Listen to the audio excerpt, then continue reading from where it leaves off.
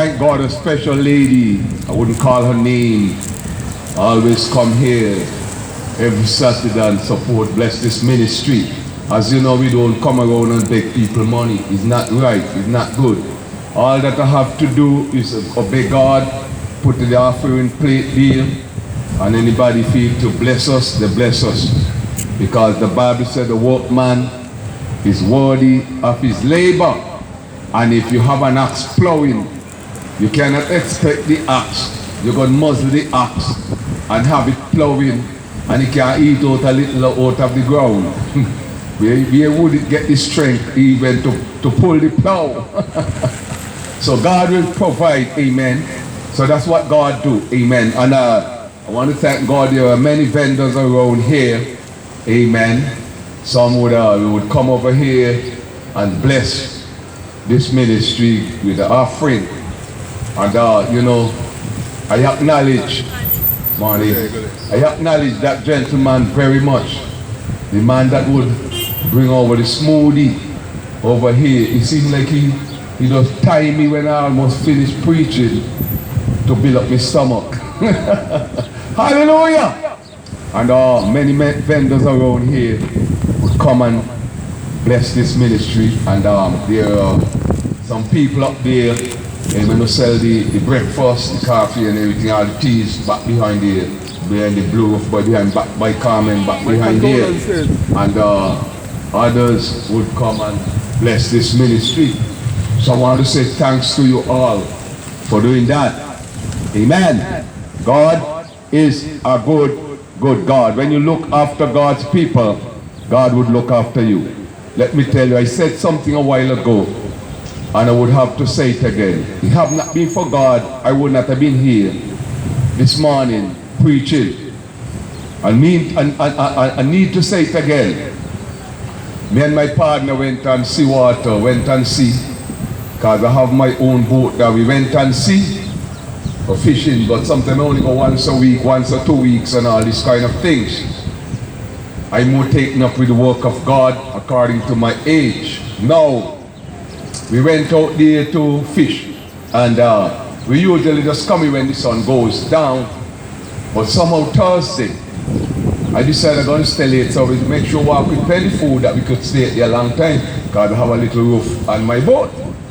But I decided, well, I see the sun going down, so I said, let us make 2 more sinks before I go home. While I said that, the Holy Spirit spoke to my heart and told me, I didn't even let back down my line to say fishing. I started rabbling it up, amen. And I told my partner, I don't know if he wanted to drop his line again, but he also rabbled up his line. It's a very good thing that you have done that. And even, I don't accustomed to ways to go in. But somehow I said to my partner, pull up the line and in the tall line. And I run the boat, come down fast. But in the morning when I jumped in the boat, he had a clearance. No silence was there when we can't see it. The black one then with those long lines, a whole bed.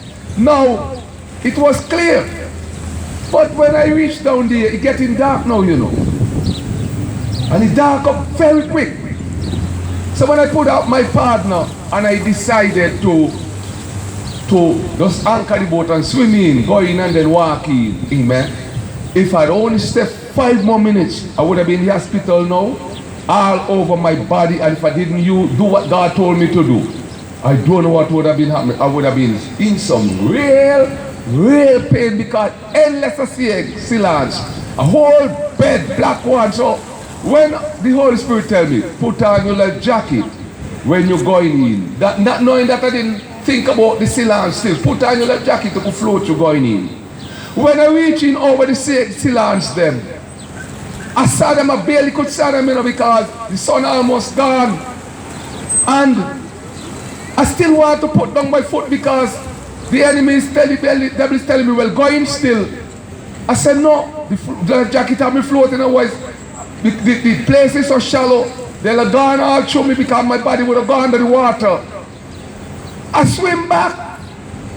I don't know in God's world, because it's very easy to launch you. How is it that none catch me? I swim back to the boat, And then it get dark one time. So if I'd only come in when it's dark, why? To walk on those things, I tell you, God have mercy. God, you good, you know. He want me to be here today. Amen. Thank you again, Lord God, because I said that the gas nearly killed me. And now the devil fighting, but no weapon that is formed against me shall prosper. Praise the name of my God. God is good all the time. Hallelujah. And that's why I'm standing here. Amen. I'm not ready to preach the gospel of our Lord Jesus Christ. I don't have much things planned, so I would allow the blessed Holy Spirit. Lord God, in the name of your Son Jesus Christ of Nazareth, as I'm about to minister your words, not knowing what I must say, Lord, I depend upon your blessed Holy Spirit.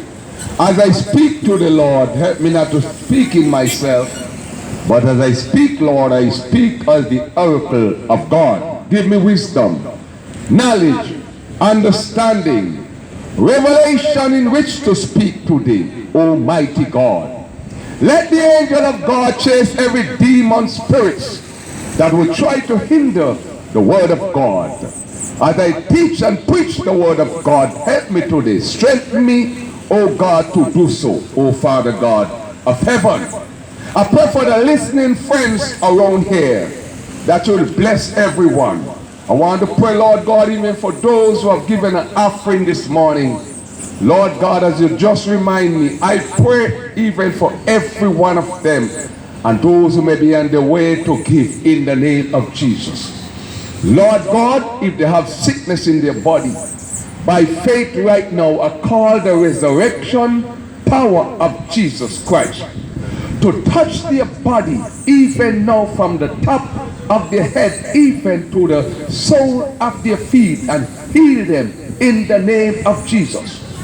Lord God, I pray for their families. They have children that are giving them trouble. Even now, you will bless them in the name of Jesus and turn things around for them. Holy Father God, in the name of Jesus Christ of Nazareth, Lord God, I pray, oh God, for everyone that bless this ministry. Lord, you will prosper them during even time of hard times in the name of Jesus Christ of Nazareth. Lord, you will do some miracles in their life. Bless their business. I pray even for those who have it, even those who are rich, even those who have blessed this ministry, who are wealthy. Lord God, your blessings over them, that you'll prosper even their business more and more and more, so that be able even to employ more people, and they would be able to even stretch their hand to the poor in a wise way in the name of Jesus Christ of Nazareth. You'll cover them from all sickness and disease and infirmities and infection. Bless all those who have blessed this business of this ministry, Lord, in a mighty way. In Jesus' mighty and matchless name, amen. I'm now ready to preach the word of God. As Romans 6:23 said, as the Apostle Paul said, for I am not ashamed of the gospel of Jesus Christ, because it is the power of God unto salvation. Lord, please help me to preach and teach in a clear way that everyone would understand. Both the Christians and non-Christians would understand the word of God, and they also can be saved, because the hearing gives them a good understanding of the word of God as I relate and I preach the word and teach it today in Jesus' name. Amen. Bless the Lord. I'm now ready to preach. I'm going to start from the book of St. John.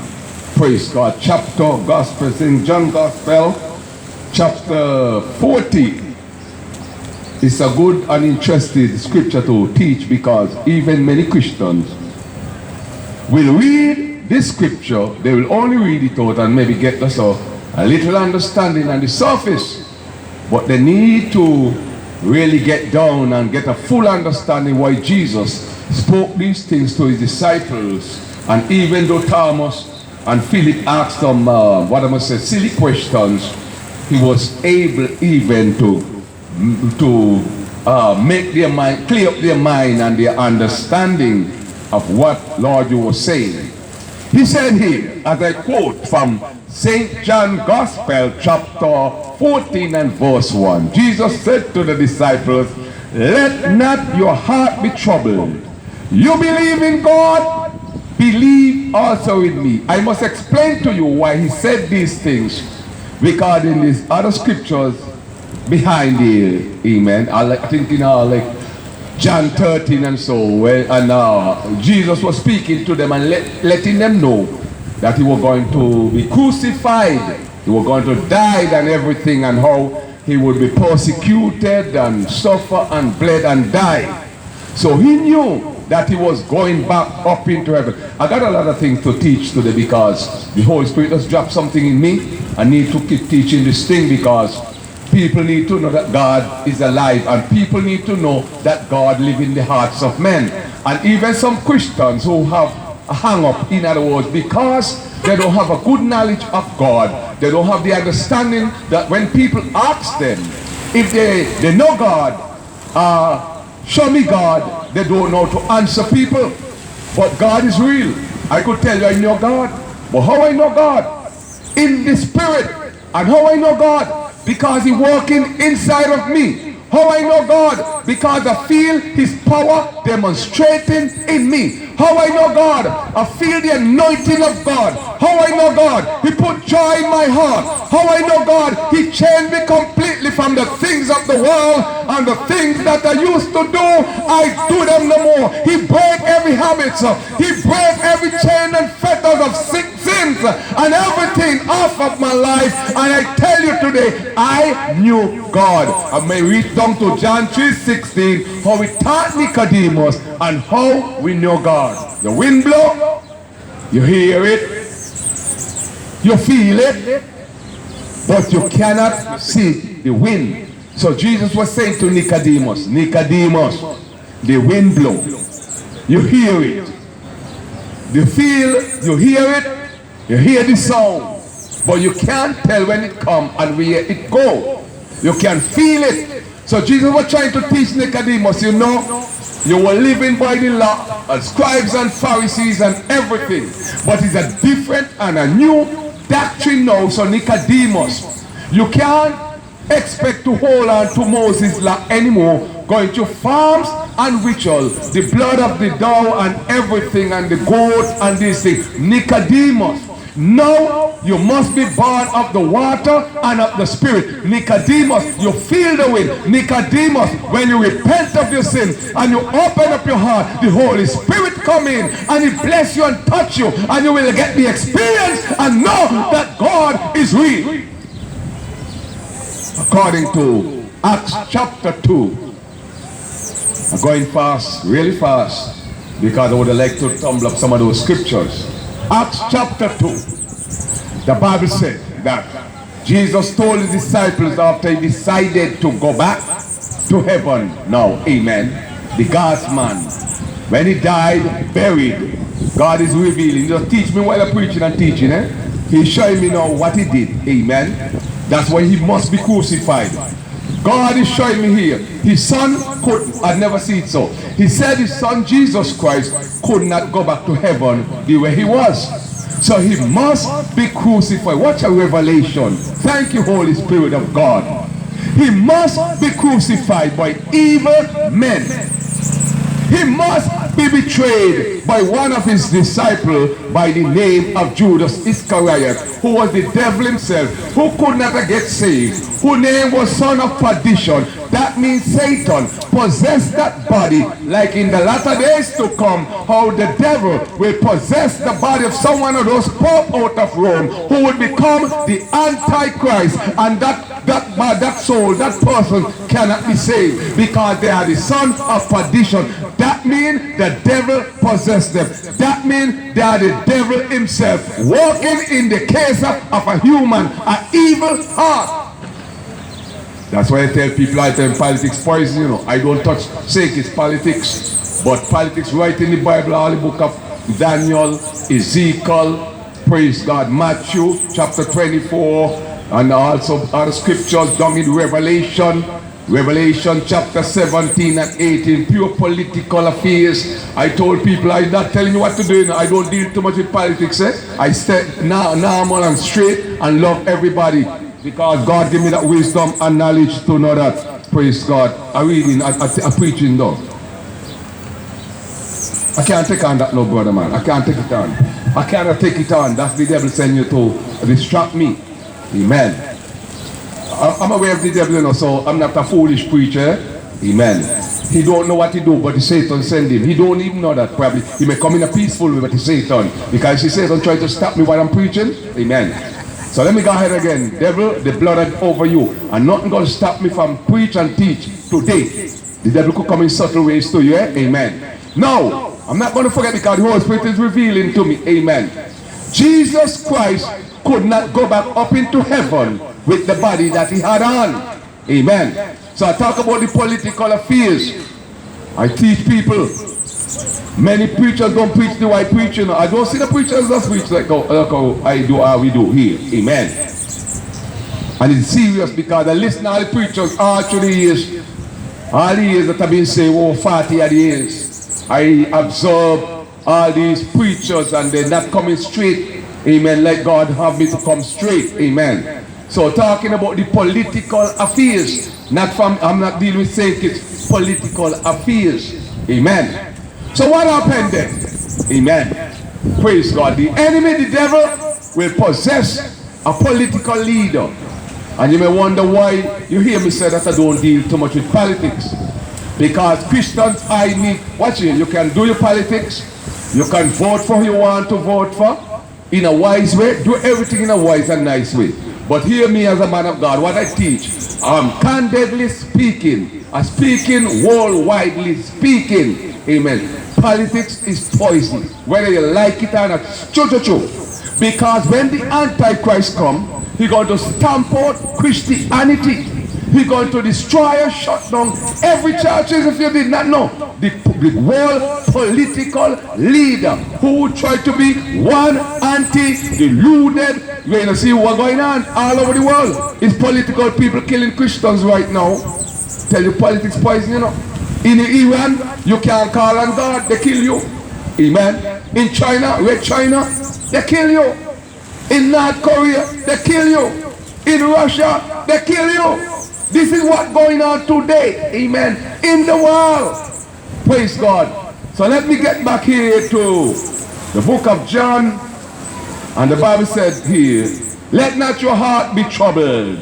You believe in God, believe also in me. In my Father's house are many mansions, not few, many mansions in heaven prepared for us as children of God. So Jesus Christ was letting his disciples know, I'm going to be crucified, I'm going to the cross, but I want to give you words of comfort, of consolation, that when I leave earth and I go back up to my Father, you all will be strong in the faith. You remember that when Jesus Christ, when they're ready to crucify him, praise God, all the disciples forsook him.